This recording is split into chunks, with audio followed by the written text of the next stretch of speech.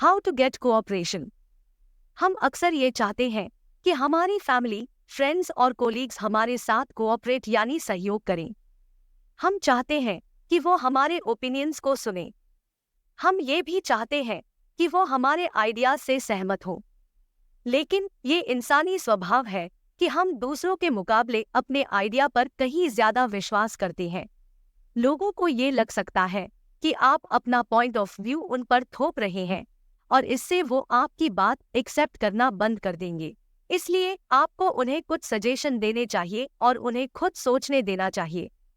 ऐसा करने से उन्हें लगेगा कि ये आइडिया उन्होंने खुद सोचा है और फिर वो आपके साथ कोऑपरेट भी करेंगे। डेल कार्नेगी के एक स्टूडेंट एडाल्फ चेल्स फिलाडेल्फिया के एक ऑटोमोबाइल शोरूम के सेल्स मैनेजर थे।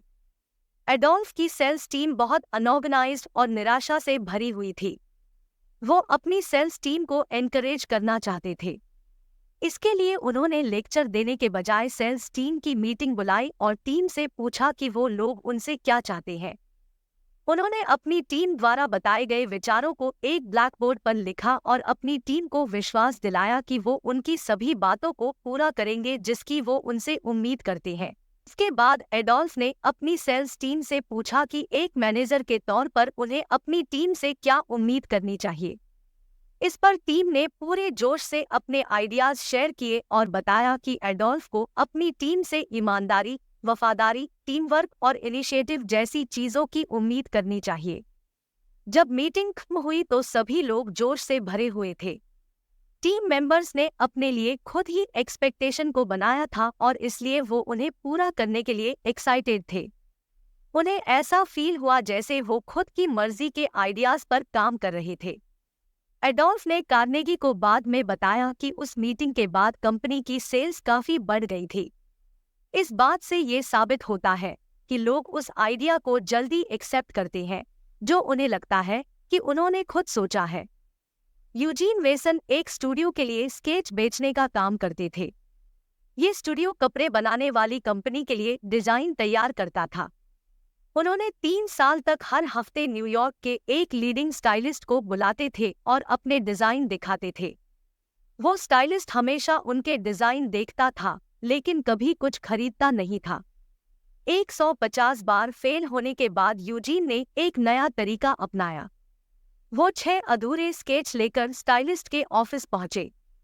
फिर यूजीन ने स्टाइलिस्ट से ही पूछा कि वो इन स्केचेस को किस तरह डिजाइन करे ताकि वो उन्हें यूज कर सके। इस पर स्टाइलिस्ट ने उन अधूरे स्केचेस की तरफ देखा और यूजीन को स्केच वहीं छोड़कर कुछ दिन बाद आने के लिए कहा। जब यूजीन 3 दिन बाद उस स्टाइलिस्ट के ऑफिस वापस गए तो देखा कि स्टाइलिस्ट ने डिजाइन के लिए कुछ सजेशन लिखे थे। यूजीन ने उन आइडियाज के हिसाब से स्केच तैयार किए। जब स्केच बनकर तैयार हो गए तो स्टाइलिस्ट ने सभी 6 डिजाइन खरीद लिए। तो ये बात साबित करती है कि अगर आप दूसरों को अपने आइडियाज देने देंगे तो वो लोग आपके साथ इजीली कोऑपरेट करेंगे। डॉक्टर एल ब्रुकलिन शहर के सबसे बड़े हॉस्पिटल में काम करते थे। ये हॉस्पिटल हाई की एक्सरे मशीन लाना चाहती थी। कौन सी मशीन ली जाएगी इसका फैसला डॉक्टर एल को ही करना था। इसलिए सभी मशीन कंपनी वाले उन्हें कांटेक्ट कर रहे थे। हर रोज कोई नया सेल्समैन आता और अपनी कंपनी की मशीन के फीचर्स बताता। इस कारण डॉक्टर एल डिसाइड नहीं कर पा रहे थे कि कौन सी कंपनी की मशीन बेस्ट है। इस दौरान एक सेल्समैन ने बड़े अलग तरीके से की जिससे डॉक्टर एल उसके प्रोडक्ट की ओर अट्रैक्ट हुए।